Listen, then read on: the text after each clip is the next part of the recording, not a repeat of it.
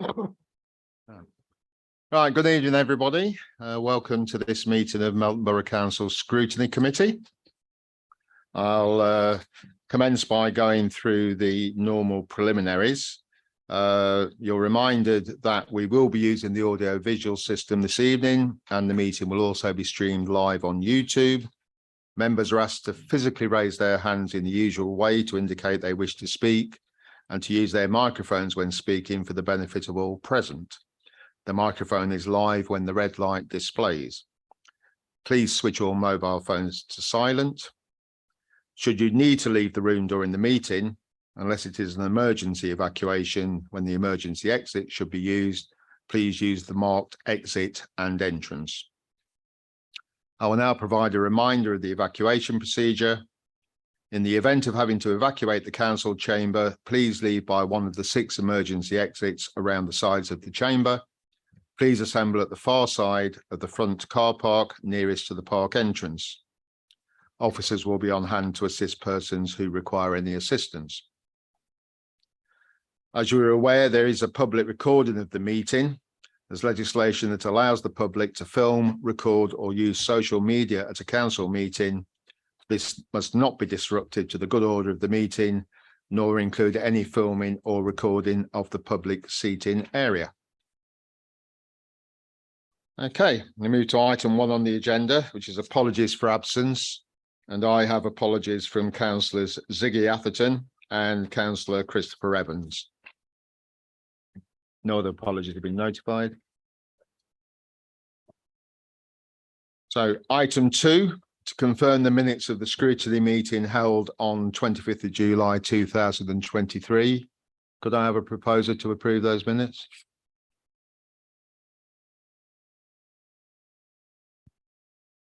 I'll propose. And is that seconded? Thank you. And can I have a show of hands as to whether those minutes are accepted? Okay, thank you. All right, declarations of interest. Are there any members who wish to do, I'll start that again. Any members who wish to do so to make declarations of interest in respect of items on the agenda for this meeting? All right, Marilyn.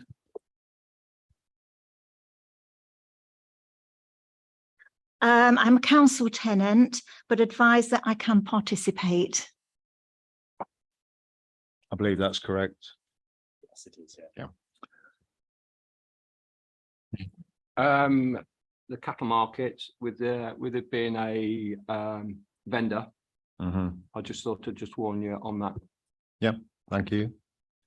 Councillor Webster. Hi, Mike. I think I've had a word before. I think obviously I was with the cattle market 33 years and market manager for the last 3 years I was there, but that's 4 years ago. So I've got no interest in there at the moment.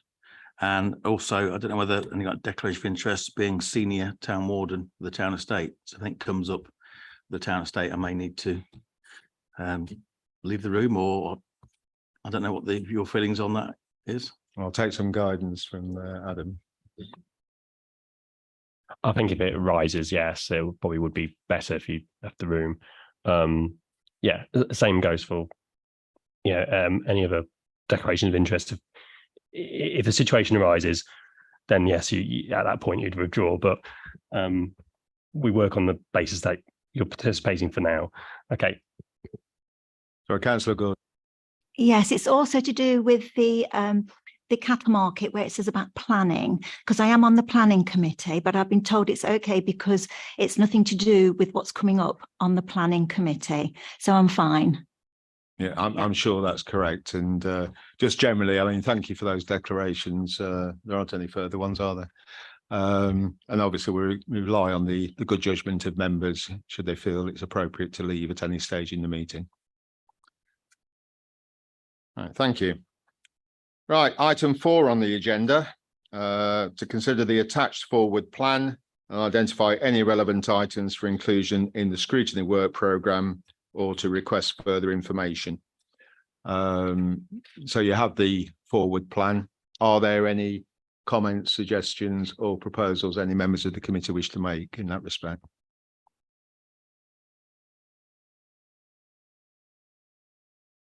I'll take silence as indicating no.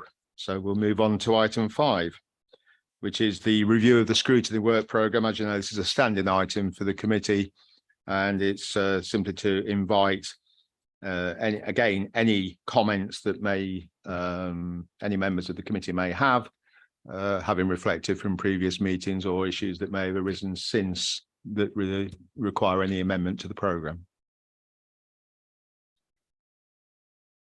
Highly relieved that no one wants to add to the programme. Thank you. Okay. Right, we move on to item 6, and this is a report on the preparation for regulatory change in housing. The Director of Housing and Communities, Michelle Howard, will introduce the report, and then there'll be a presentation provided to members by the Regulatory Assurance Lead, Chris Lambert.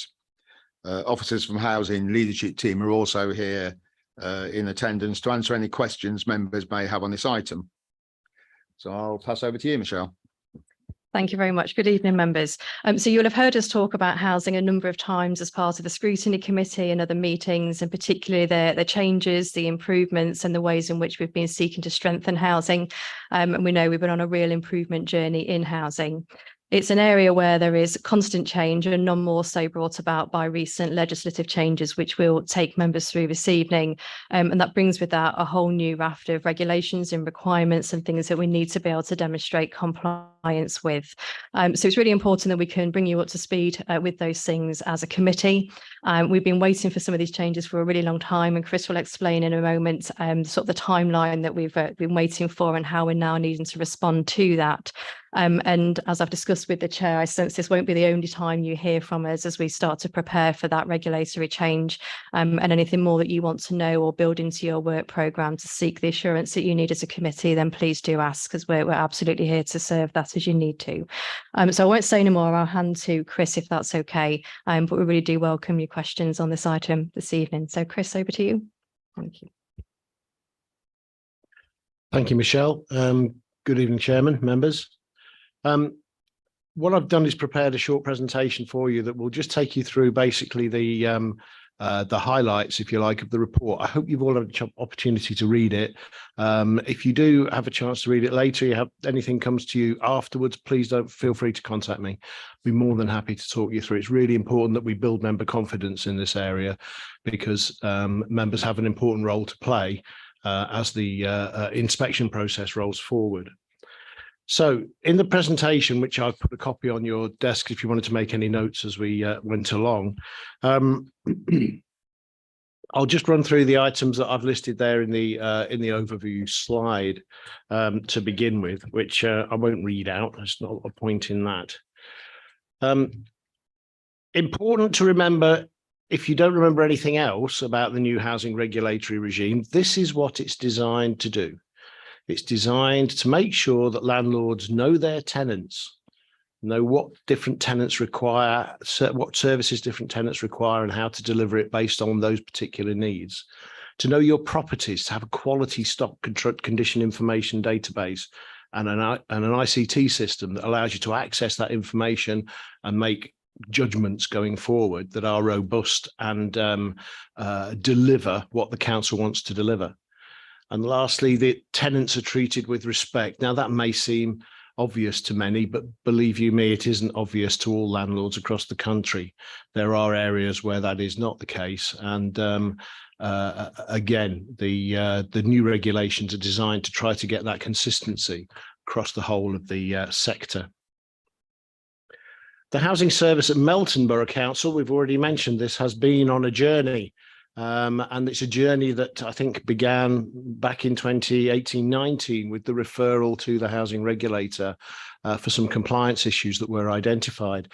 The council responded to that positively with an improvement plan, and the regulator's involvement was withdrawn as a result of confidence in the plans that Melton had put in place. There has followed a period of significant change in the senior management arrangements for the council, which again can be disruptive, but it's also an opportunity because new people can come in with new ideas. And I've been incredibly impressed by the dedication and professionalism of the team that are looking after the service now. Consistent improvements in the service have been made, but there's still a lot more to do. And I think that's something that it's important members realise, that the service is not yet fixed.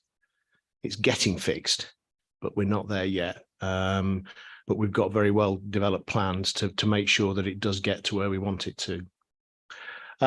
Another important point to remember, improving a service is a massive task. Running a service is a massive task. Both of those tasks are being run in parallel by the senior management team and the staff in the housing service. So effectively, they're double tracking on both of those issues, which is a massive undertaking for them.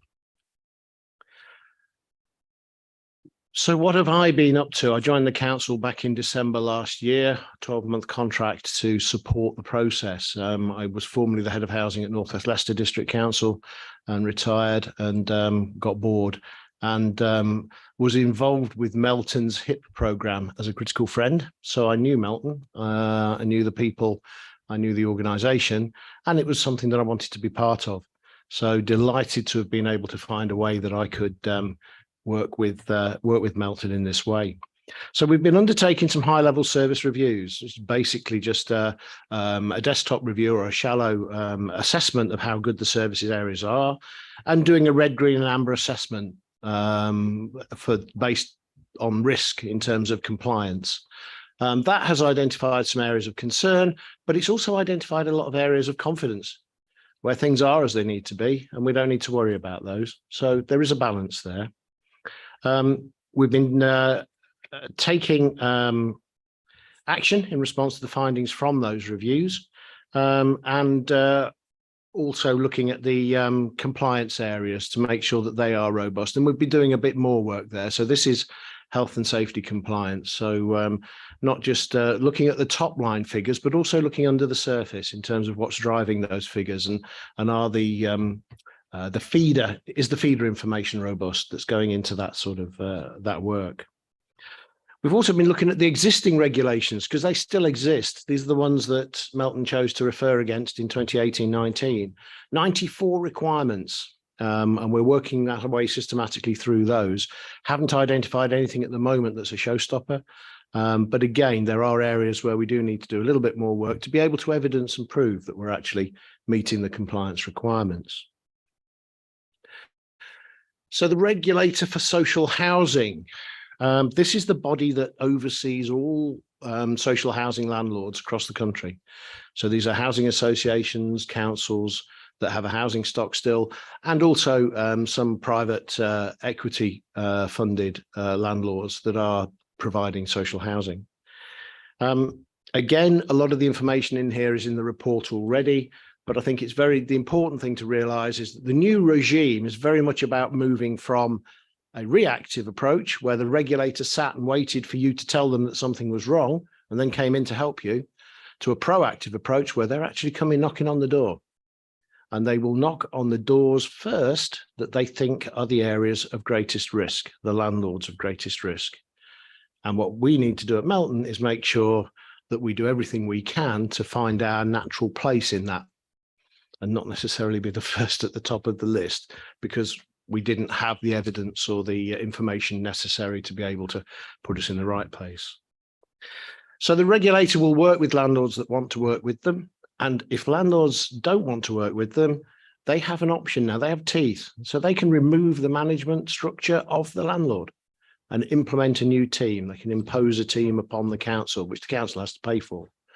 So the emphasis is very much around working with the new regulator.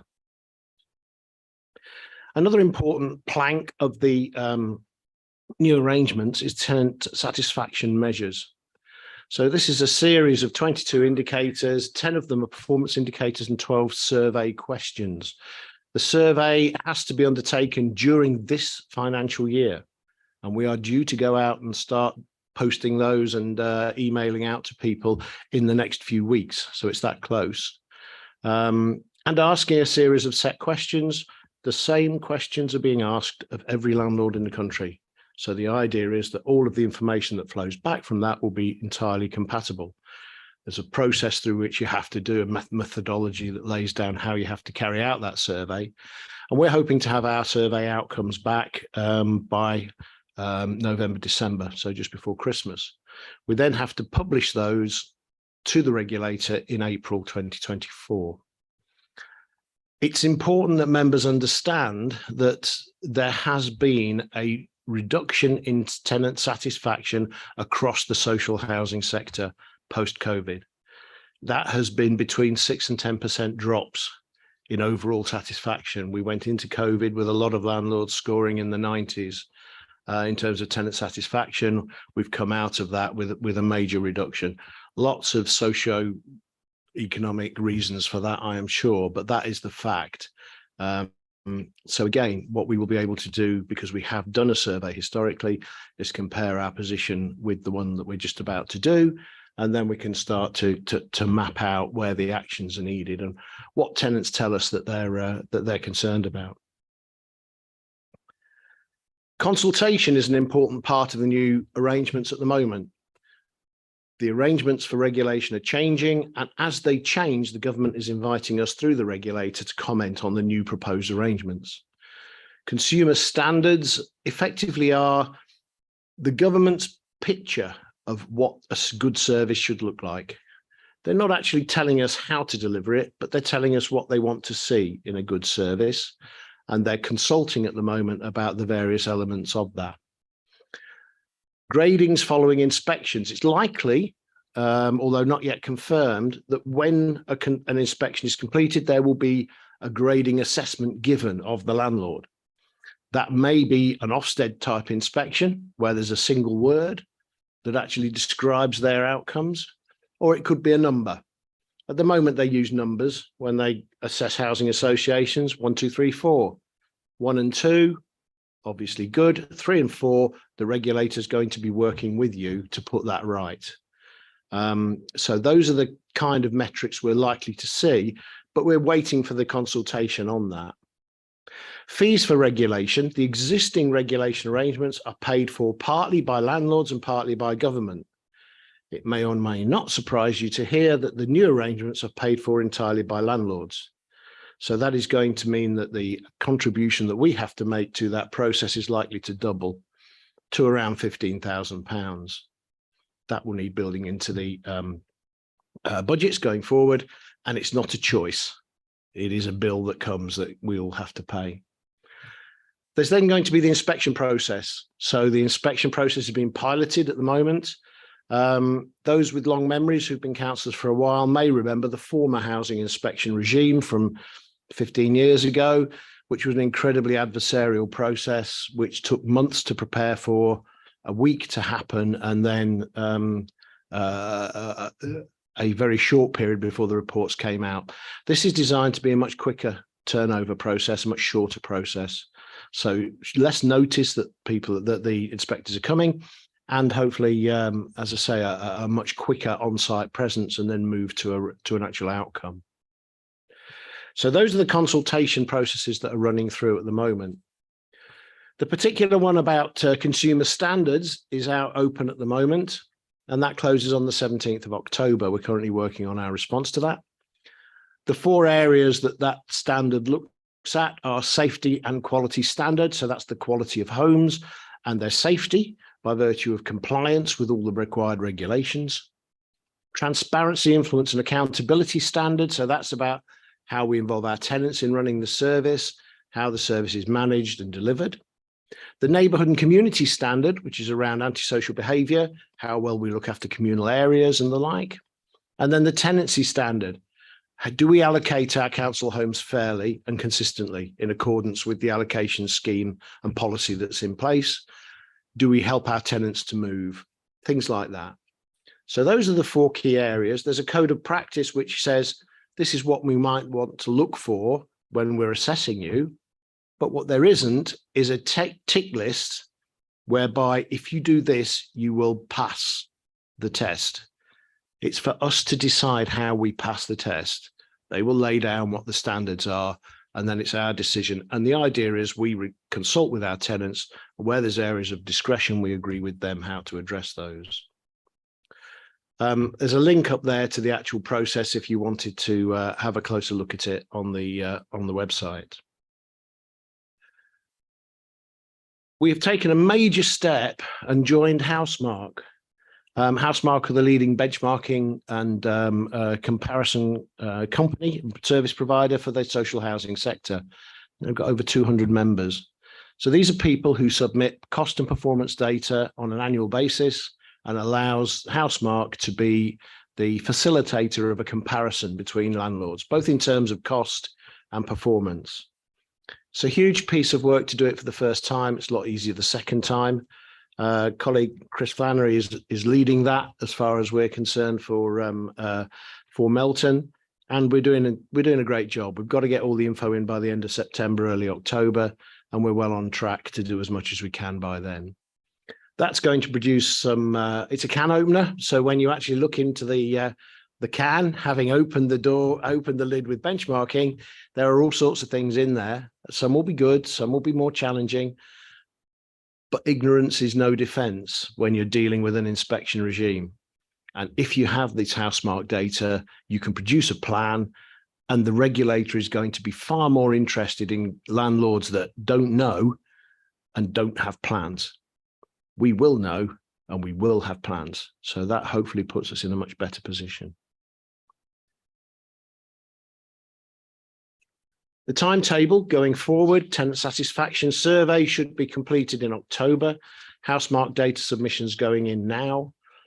The final reports for both should be provided around November time. We'll then have to do some work to interpret those and decide how to action plan for that. The regulator is still consulting, as I mentioned earlier, on other areas. Once their consultation is completed, they will issue their final guidance. That will be, if you like, the document that we need to ensure we comply with. That's expected in the early in the new year. And then the new regulations are fully implemented by April 2024. So not long, but we are well on that journey. Next steps for us, we'll complete the housing service review programme. We'll review the 2 final reports and respond to the consultations. Important to keep tenants, staff and member awareness high as regards this, because it is a very, very significant change in the arrangements, and members will form part of the inspection process, and that won't necessarily just be portfolio holders, it will go into other areas as well, to make sure that there is an awareness of performance and the like. We need to get ready to submit our data, prepare for the inspection, and there is a question about how members want to be involved going forward. And I think Michelle's already mentioned about come back to scrutiny with further reports as we reach milestones in the process to keep members fully involved. With that, I'll be quiet and I'll take any questions there may be. Thank you, Chair. Thank you, Chris. It was a very comprehensive and illuminating presentation. Certainly it helped me understand things a little bit clearer on top of reading the report itself. Are there any questions members wish to ask of Chris at this stage? Councillor Thwaites. Sorry, can I just ask a couple of questions? The costs that you talked about, the extra costs, and then there's going to be other costs that were mentioned, like staff training and maybe qualifications and that sort of thing. Does that come out from the council budget or does that come from the HRA budget? That would be funded by the HRA. Sorry. One supplementary question. The question that certain people expect me to ask: does this cover all of the housing stock? So does it cover sheltered and extra care as well? Because I was thinking about the profiling of people in there, and does that hold us to any other risks about the data that we hold? It does cover all of our stock, including our 23 leaseholders. Yes, and absolutely, performance across all service areas will be looked at and scrutinised, and that's really, I think, where we're hoping that Housemark can help us to sort of identify where we need to focus our work as we prepare for inspection. Do you want to add something? Yeah. Just wanted to add in terms of, that first slide that Chris shared. So understanding our tenants and understanding our stock, two really important things. We've made enormous progress in understanding our stock. I'd say we're in a really strong position in terms of that compared to a lot of landlords. Understanding our tenants, we're still on a journey, really understanding that data. And if you look at our housing revenue account business plan, you'll see that's one of the commitments within there to really do that. Engaging with tenants, building sort of that relationship and really understanding their needs and their vulnerabilities and the different things in place is a really important part of the work that the team are doing at the moment. So, and again, if that's something you would like us to draw out in a future update to the committee, I think that would be really welcome. Councillor Child indicated. Thank you. I'm sure you're not surprised that this is one of the questions, Michelle. Income collection in need of corrective action. Can I ask one of the officers, when we considered this at scrutiny back in, well, it came up twice because I asked for it to be brought back. The rent arrears was particularly high. Has it gone higher, or is it medium, or have we gone down? Because we did suggest that further appointments of staff to back this service up. Is that what is the arrears situation compared with a year ago then?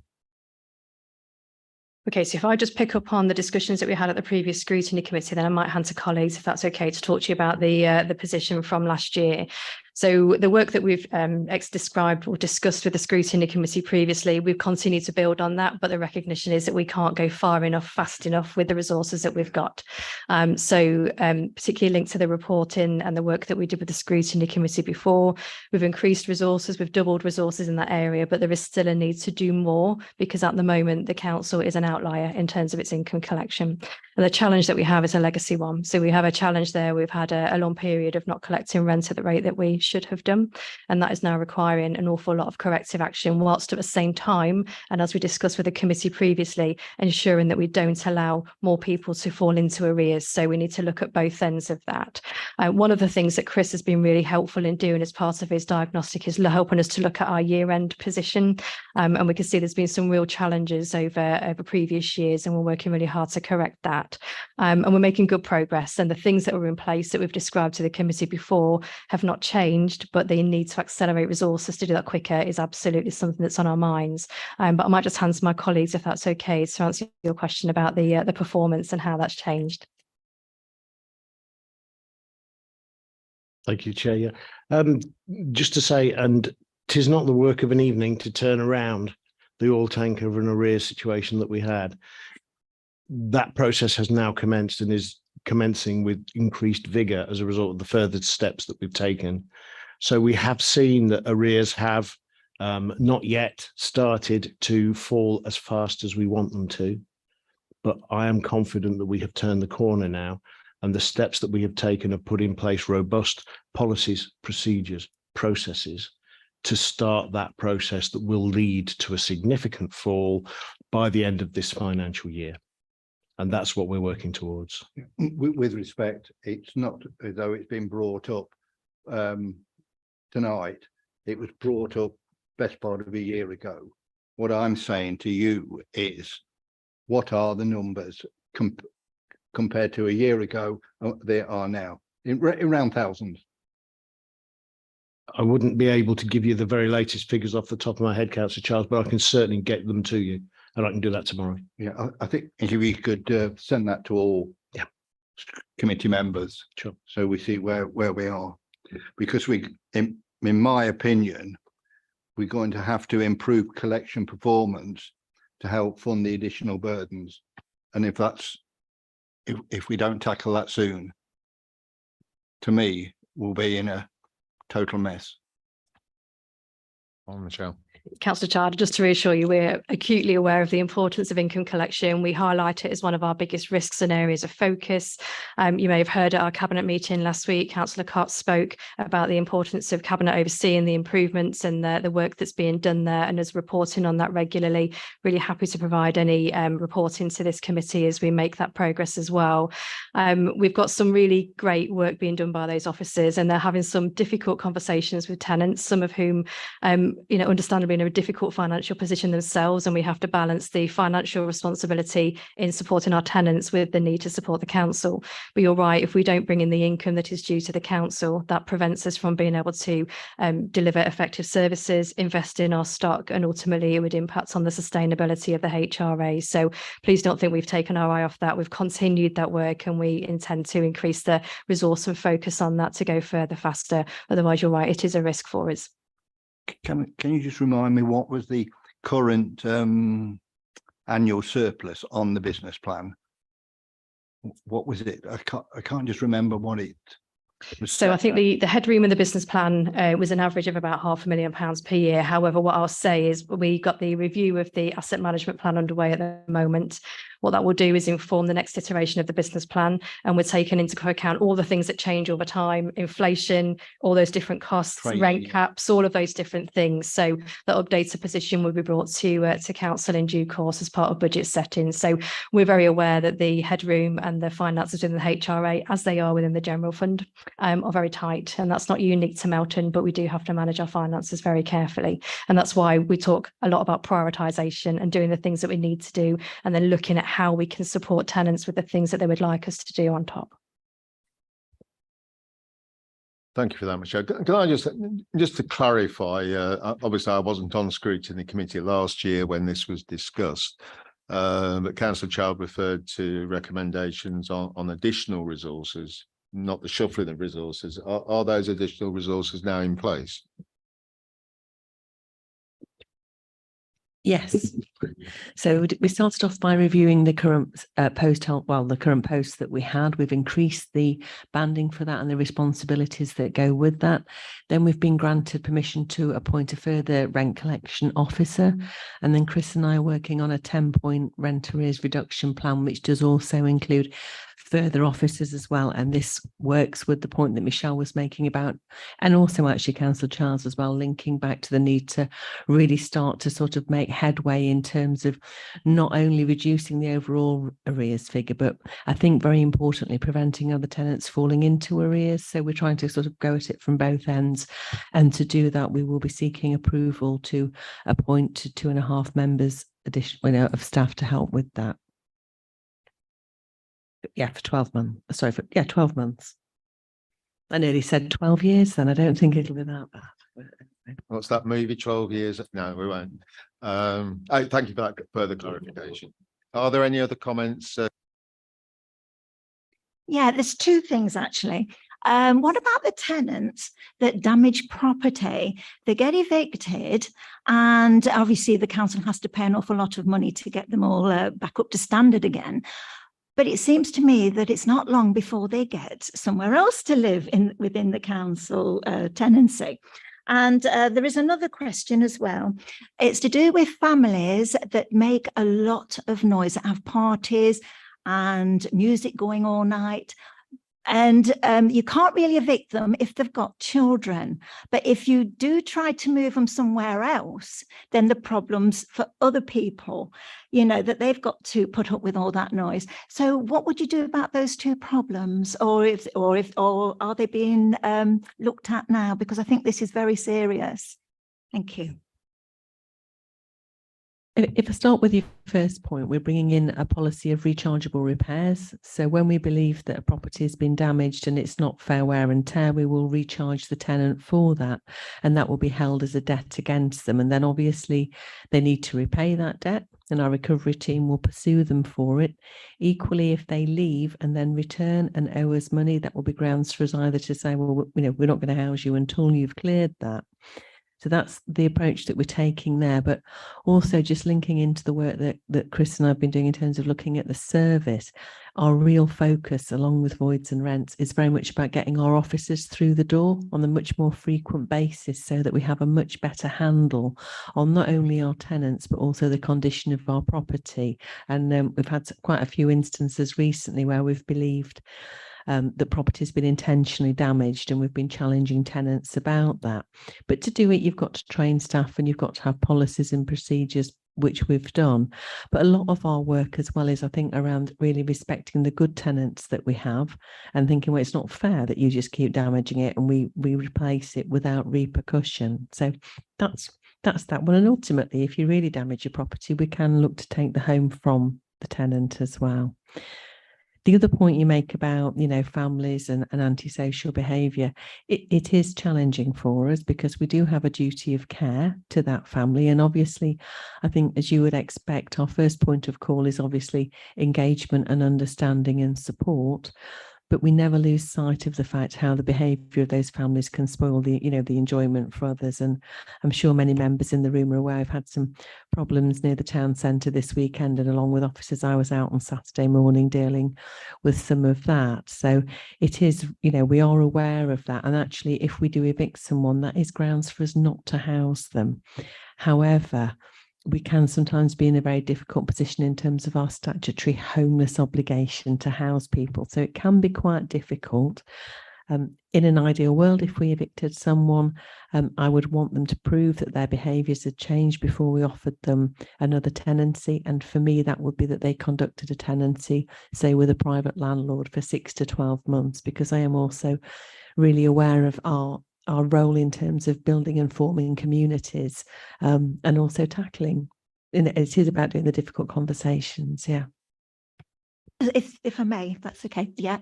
But it's also about the ones that's got children. Now they know that they can't be evicted. And if they are, you have to place them somewhere because of the children. So they don't really have to change their behaviour, because you could say that they think, right, we can do what we want because they can't throw us out on the street because of the children, which is right. The children, yes, they are a priority. But at the same time, we've got to tackle this because it's unfair, because it's like, not saying that they're laughing at us or anything. I'm not saying that. But yes, it could be in some cases. Yeah. So I think we've really got to think hard about what we can do about this. In terms of what we can do, we actually can evict families with children. Obviously, it's difficult and no judge is going to award such an order lightly, but I have done it. And in such instances, the duty of care for those children then refers to the county council. So we can do it. We might not have done it and we wouldn't do it lightly, but again, it's all about the balance. Thank you. Councillor Gordon, just to add one more point as well. So one of the requirements that you might have seen referred to in Chris's presentation in the report is around how we manage antisocial behaviour. That forms part of our legal requirements. And up until recently, we didn't have a clear policy or system that supported us to do that. We've got that now. The team have worked really hard to implement that. And whenever we manage antisocial behaviour or any difficulties or disputes within communities, our role is to start in a preventative way to try and, reduce the risk of those things escalating and take an incremental action. And the same applies in housing. And any time that we try to take action, for example, court action against anybody, we have to be able to demonstrate that we've taken all reasonable and proportionate steps before we get there. And Ali's absolutely right. We wouldn't do that lightly, but we also take our responsibilities as a landlord really seriously. Councillor Webster. Hi, I'm just going back to the dilapidations and misuse of the property sort of thing.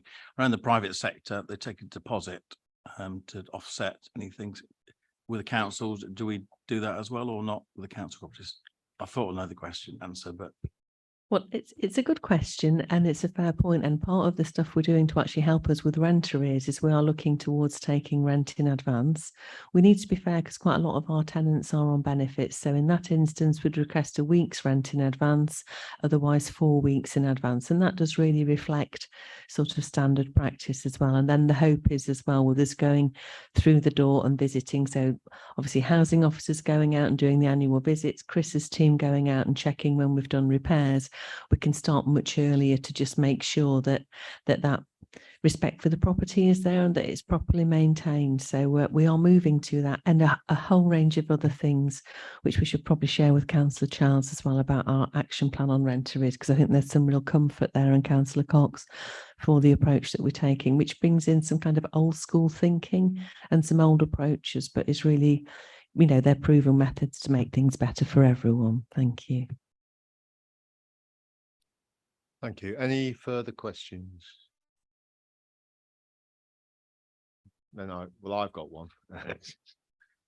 I might have more than one, but certainly it's just a picture, but I can't find it in the main report. Sitting here scrolling through it, but it's this issue of the notice that the inspections will carry. I do recall having a conversation with a friendly Ofsted inspector once, if there is such a thing, and about the fact they descended on schools almost with no notice, and they said, of course, that it meant that the school couldn't arrange to take all the naughty kids away on an emergency school trip for the day of the inspection. But with housing, it's hard to see, what giving reasonable notice would do in terms of that. We can't go around and hide all the houses that aren't in good repair, etc. And I'm very conscious of the pressure and stress it puts on already hard-working officers who are stretched enough if they don't get reasonable notice. So I'm a bit long-winded, but is there scope within the consultation to raise that issue? I'm not suggesting a month's notice, 2 months, but 48 hours or whatever. It seems extremely short and just adds to the pressures officers already face. I completely understand your question, and it is a bit of a double-edged sword, because under the old arrangements, you used to get plenty of notice, and organisations used to spend that getting ready and polishing the china, ready for the arrival of the inspectors. And that didn't always mean that the inspectors got a true reflection on first impressions, so they had to do some digging. And they were clever, and they dug, and they found what had been hidden by the polishing. So that process absorbed a lot of resource for not a lot of benefit. So what they're trying to do is learn from that, and they're currently doing pilot inspections of a number of organisations to just test out what is reasonable, how much notice is reasonable. Turning up unannounced is probably not. A month's notice, that will be a very busy month for the staff. So if they really want to see the lived experience of tenants, they should be able to turn up with very little notice, because that's what this is about assessing. But it will be really interesting to see what comes out of those pilots, and those pilots will then feed into a consultation, which we will then have an opportunity to comment back on. Okay, thanks for that. Any other? Can I just seek clarification, Michelle? Are you intending to add anything further now? So any questions about the main body of the report need to come now. Okay. In that case, oh, forgive me, Councillor. Chris has turned up and nobody's asked him a question, so I don't want you. I don't want you to feel you left out, Chris. But I'm scraping the barrel. You know what I'm going to ask. Are you spending according to the budget? But are you on target, or are you underspent, or will meet the capital expenditure by the year end? Capital or revenue, or both? Capital. Capital spend is good. It's ahead of profile at the moment. We're anticipating that most of the capital programme will be spent by Christmas, because we have had that head start this year that we didn't have last year.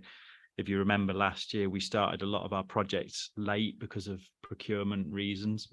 So all those contracts are in place 1st of April this year, and we've made great progress. So the spend is good in those areas.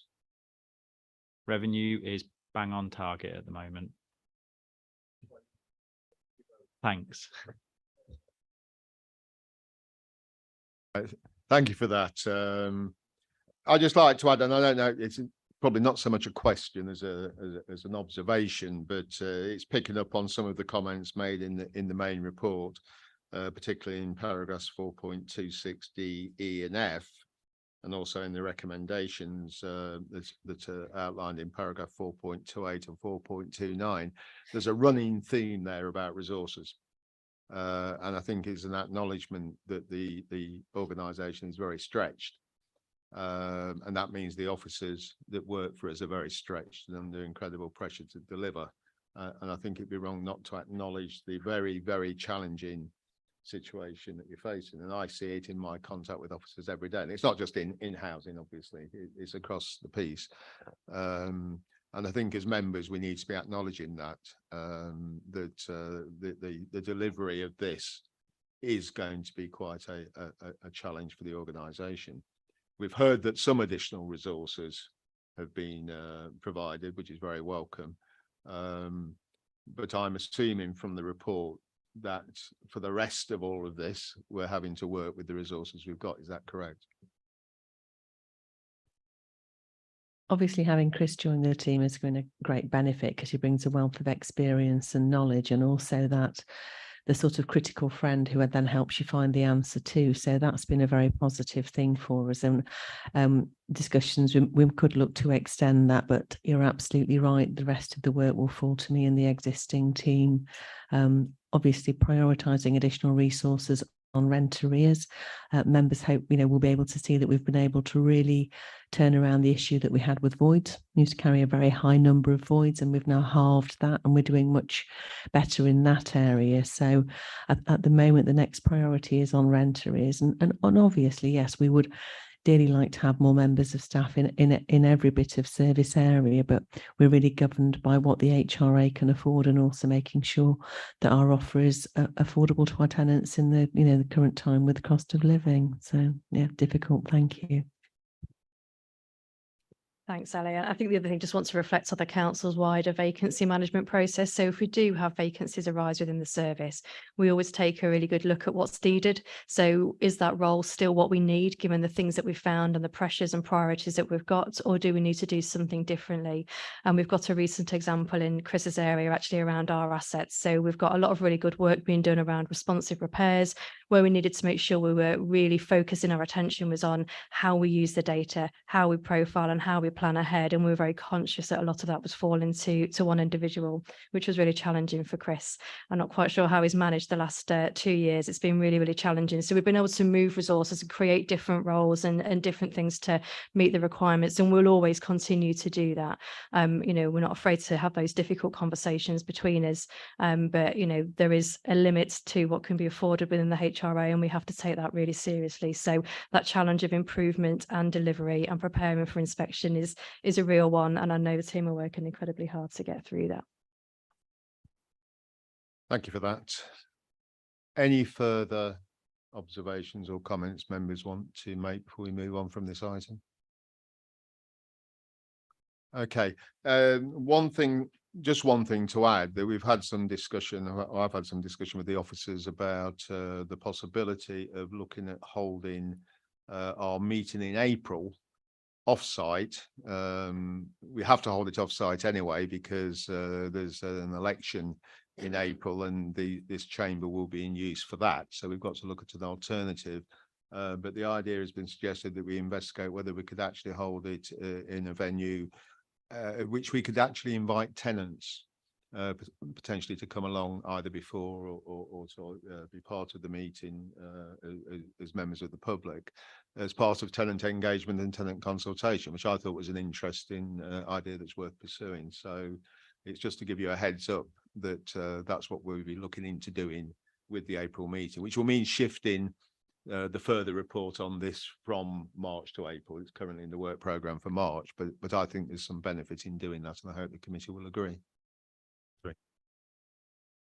Yeah, just as a suggestion, what about the Baptist Church on Leicester Road? That's a good one.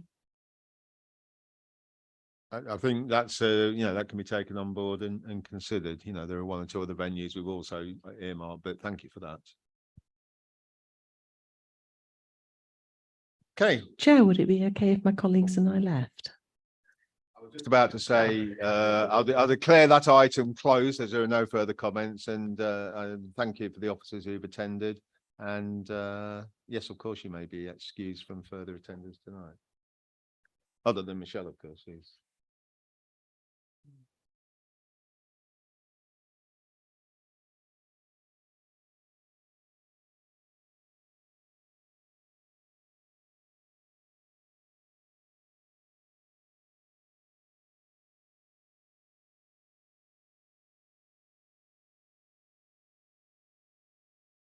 Okay, so we'll now move on to item 7 on the agenda, which is to look at the report that's been received concerning leases at the cattle market. I want to draw your attention to the fact that the report does contain exempt appendices, and therefore, should members wish to raise questions of detail regarding those documents, we will need to move into closed session under the appropriate regulations. I'd also like members to bear in mind that in looking at this issue and looking at the report, it may be, there's a bit of crossover, a degree of greyness about what is commercially confidential and sensitive. And I'd like you to, think about whether you need to save questions in that respect to the exempt session. If indeed we move into exempt session, we only do that if people want to ask questions about those documents. And I'll be looking to Adam throughout our discussion for any indication that he feels we may be crossing that line and need to go into closed session. But I would like as much of the discussion as possible to be in open session for, and be recorded. Finally, just before we move on to the report, I'd like to belatedly welcome councillors Allnut, Butcher and Cox to the meeting. They all asked if they could attend, and I agreed as chair. And just to clarify that should we go into closed session, they'll be invited to remain and not be asked to leave. Okay, so over to you, Pranali, I think. Thank you, Chair. The report in front of you is related to cattle market and the leases as well as the income, which was what, Chair, you asked us 4 questions. So the report goes into responding to those questions. Now, cattle market is a kind of a complex area and the subject for the council. There is much more context to the information provided in the report than just answering those 4 questions. So there will be some of the questions you may have, members. My answers may have to extend into those additional areas that relate to cattle market. And as you very rightly mentioned, Chair, some of that information may get into the details of live commercial conversations going on. And then I would request, if it is possible, to hold those questions off until we go into the exempt session. That would be really helpful. Now, I'm not going to go into detail of just reading out what is there in front of you. I will try and provide brief context, and then it will be better to go into an open conversation and discussion about the items raised in the report. So I have given you all the color copy of the lease plan. Wasn't sure if the agenda pack that you have got has got the color copy, because it is helpful to see it in color different areas of leases. And you can see that it's a complex piece of jigsaw. There are areas A, B, C, D, E, as well as the red line of the town estate freehold land. All that those overlaps does come into play when we are considering leases and the income coming from it.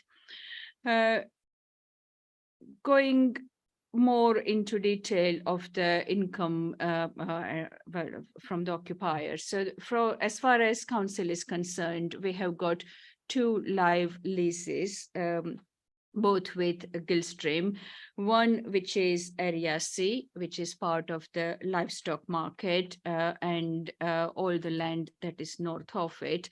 And so, second lease is the Area D, which is known as the Southern Area lease, which includes most of the activities in addition to the livestock market. So those are the two leases that generate us the income, which is what is reported in the document. Now, as you can see from the Appendix A, that there are a whole range of subtenants and occupiers on this site, but they are all part of the main leases within the Gilstream. So any contracts or arrangements with those occupiers are directly with Gilstream, while they do need to look at our consent as a landlord to kind of execute those contracts or arrangements with the sub-occupiers. We don't need to get into those arrangements ourselves. So that's the difference. So that's why the report focuses on the two leases which council has directly agreed with Gilstream and the income arising from that. As you can see in the section 5.2, which goes into the detail of how much rent is paid by each tenant and what is the proportion of income from that. And you can see that the actual, the base rent as part of Area C is 75,000 and Area D is 50,000 per year, which makes it 120,000 per year, the base rent. But the lease allows us to agree a whole range of percentages on various kinds of income, which is identified in Appendix B of the report.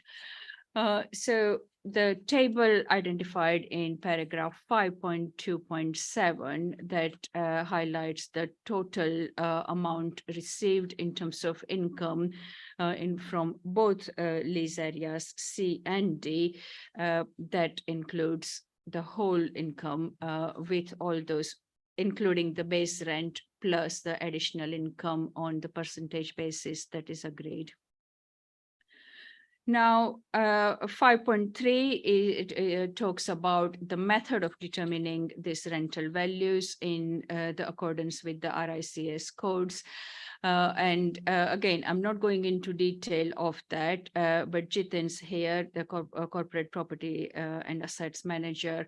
And if members wish to, as part of the exempt session, we can explain exactly how various commercial deals are agreed and what impact it could have on the council's income levels. Yeah, as I say, there is a lot to be considered, but the most important bit coming forward in the recent future for the council is the development of the stockyard project with the levelling up funding money. And you can see on the plan Area E, which is identified in the orange color, is where the new development through levelling up fund is proposed. One thing to bear in mind is that while Area C lease is until the year 2036, Area D lease runs out in 2027, and any arrangement we have in Area E going forward with the new stockyard development will need to be considered in accordance with Area D as well, because jointly in future it will have an impact on the council's kind of the way we manage this site, but also what we get out of it. As part of the stockyard development, there is work has already started. The planning application will be prepared and submitted early new year, and Scrutiny will have a role to play into considering how the development progresses. But more importantly, in conjunction with the report in front of you today, there will be a procurement process going forward for the occupiers occupier or the managing agent for the new development on Area E as part of the stockyard, the Love bid. And that work will start not just yet, but in 12 months' time. And that will have an important part, scrutiny will have an important part to play in it, particularly from the lessons learned in the last 5 years from the existing leases, but also setting the boundaries and frameworks about what is it that council would want to achieve. But again, if members want to discuss that further in detail, we can bring a kind of another session in 6 to 8 months' time to focus on that area. And again, it will be better to go into exempt session to discuss further details on that. Thank you. Thank you, Pranali. Bearing in mind what I said at the beginning of this item regarding questions, can I invite initial questions from members of the committee which do not stray into the exempt areas? Charles.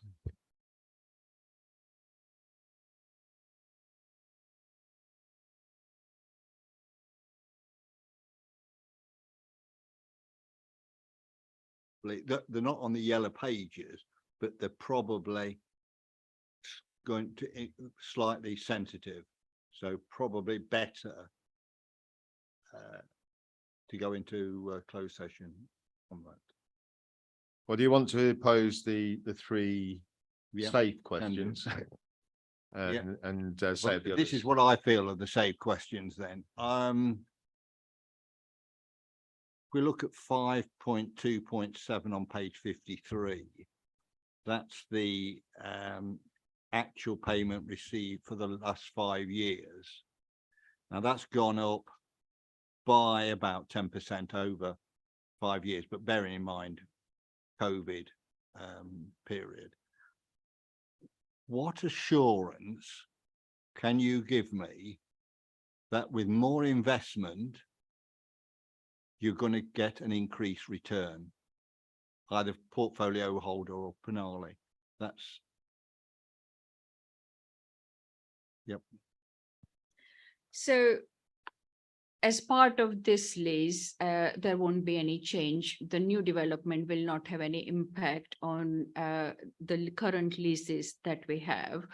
The new development, which is creating, and I don't have the number at hand, but about, is it 20,000 square feet of new commercial space, and that will be marketed unless you members tell us that we need to do something differently at a market rent, and there will be about new income generated that will be completely in addition to this. And as I say, we haven't yet worked out, council hasn't decided what will be the management or operating arrangement for that. There will be a new procurement for the occupier for that. And those are the details in the next 2 years the council will be working on, and members will have input into it. So, but as part of the grant conditions, we will need to also understand that there are certain conditions attached in terms of the income levels and reinvestment within the project, or in terms of monitoring of the benefits coming forward from that. So that will be, I would say, stockyard development is what you're talking about. That will be a separate piece of work, which is not part of, which will not have any impact on the current leases or the income levels that you have in front of you. Does it make sense? So you can't give me any assurance that there'll be an increased return? Well, it is very obvious that new additional commercial space will generate additional income. What we haven't worked out is exactly how much, because we haven't even got planning approval. Yes, we have indicative plans as part of the funding bid that we submitted, but as part of the planning process, the layout will change, the size of units will change, and that will have an impact on what income we will be generating. So no, I don't have an exact answer for you on that.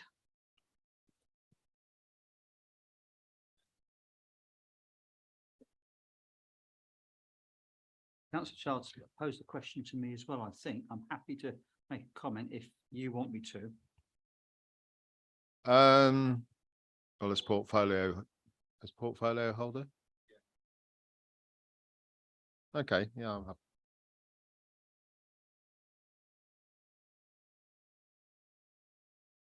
happy.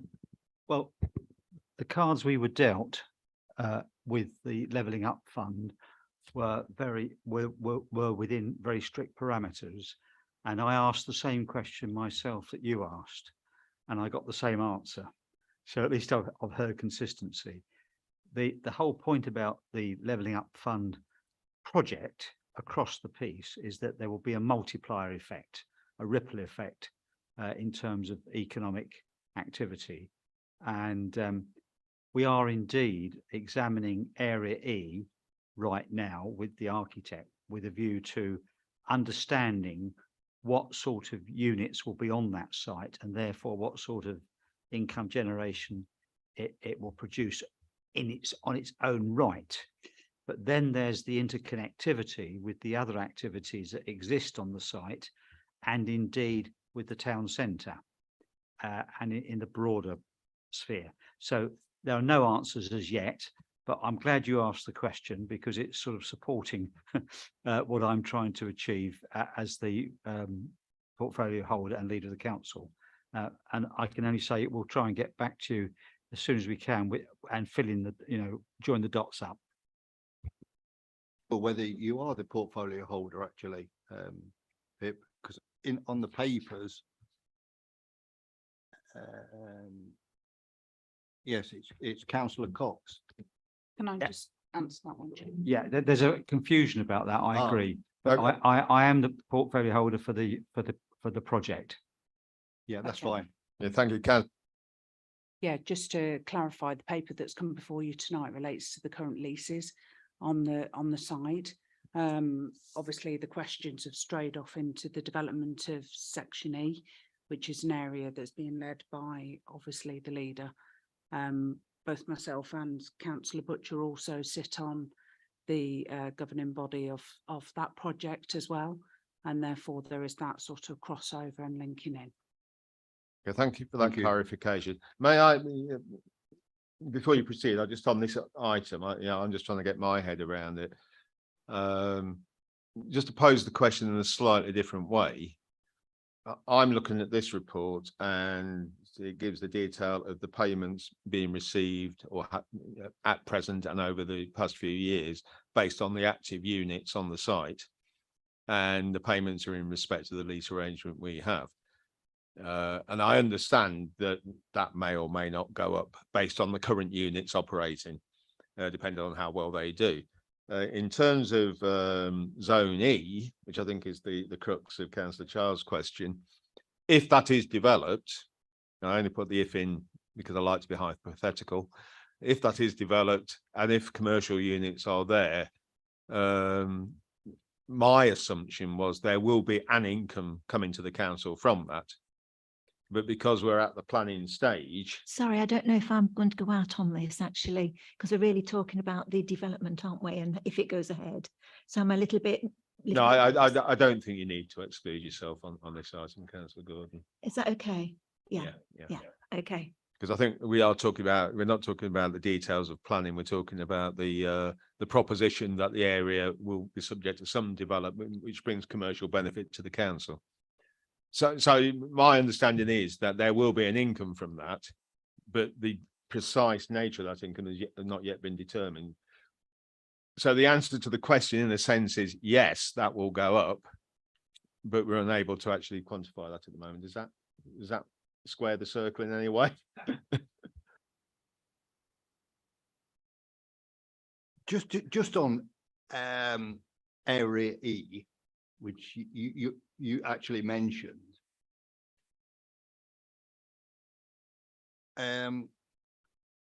That is used for car parking on a haphazard way. There's no actual spaces. But we get £3,705 from it, I'm told, which is £70 a week.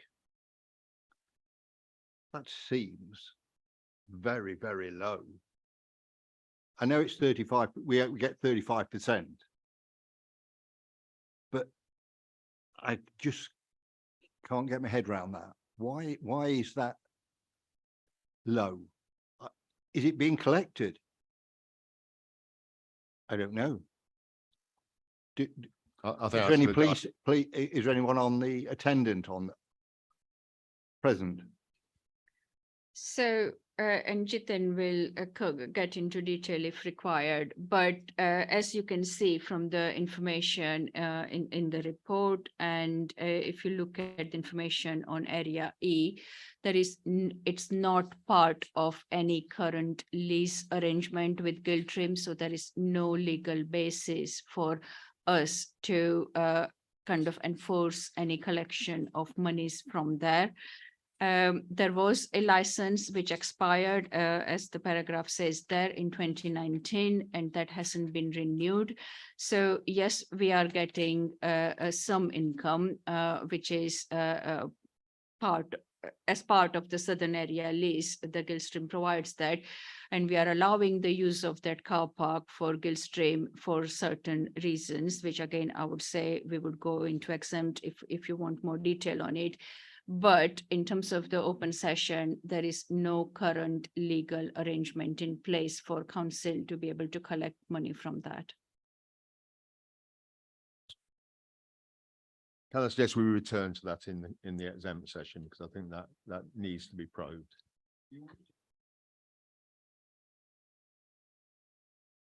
Your third question, Councillor Charles.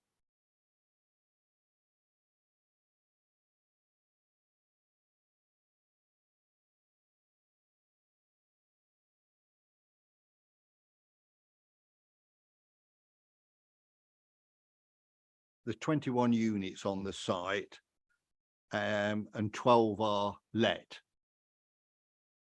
quite a lot empty at the present time.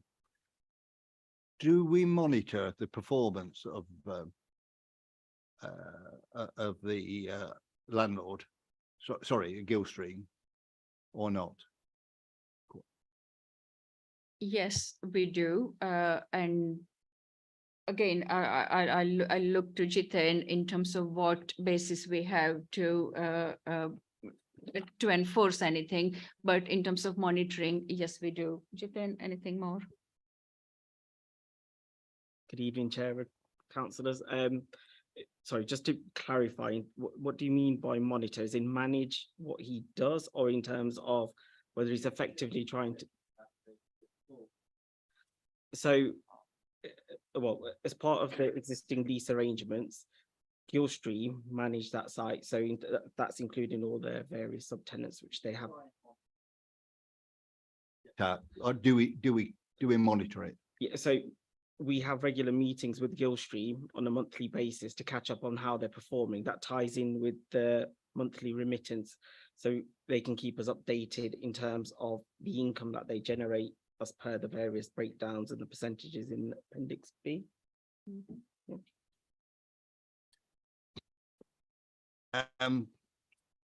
For the open session, 5.2.9 and 5.2.10 on page 53. 22,000 generated from Scorford Road car park, which is, anybody can work out, it's roughly £400 a week.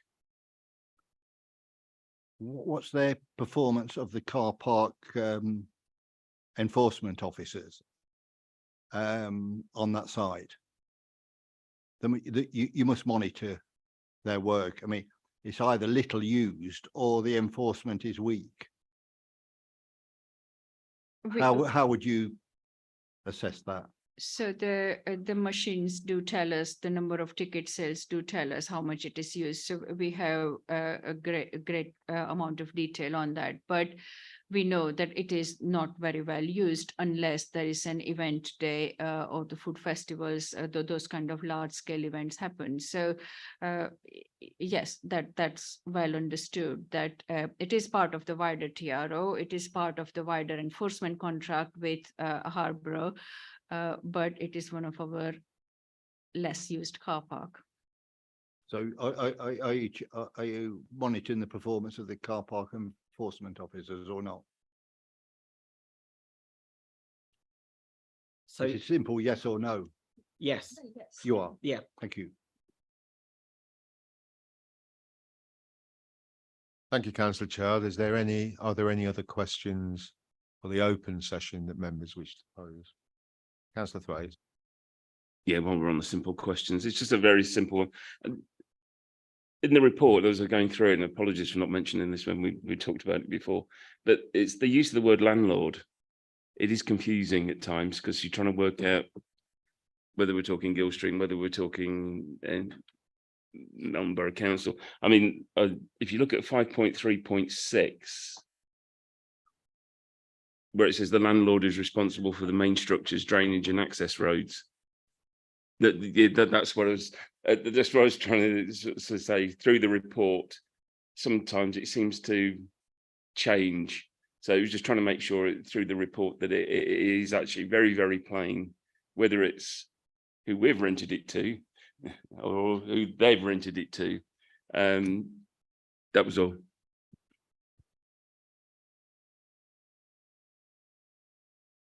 Any other questions members wish to ask?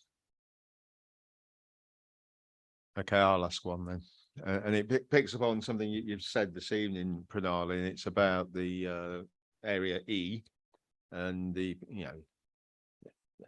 possible development in area E, hedging my bets. And you were saying about going through a procurement process, to obtain, who might operate that in due course. But Gilstream's current lease runs till 2027. If progress is made on developing area E under the levelling up funding, will that be under Gilstream's management? So area E is not part of Gilstream lease, and there is no proposal for adding that area to Gilstream's lease. So that's what, when I say we will need to procure a new operator that is for area E, Gilstream may be able to apply. Of course, they will be able to apply. It will be an open procurement, but no, there's no proposal to extend it. Thank you. That's all I wanted to be clear on. Any other questions? I'm seeing no hands raised.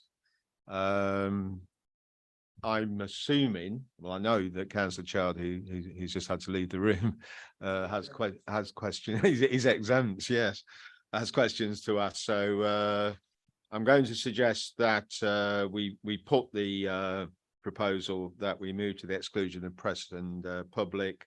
And I ask the committee to resolve that in accordance with Part 1, Paragraph 3 of Schedule 12A of the Local Government Act 1972, the public and press be excluded from the meeting because the business to be transacted contains information relating to the financial or business affairs of any particular person, including the authority holding that information. Is there a proposer for that? Councillor Child, and the seconder, Councillor Webster.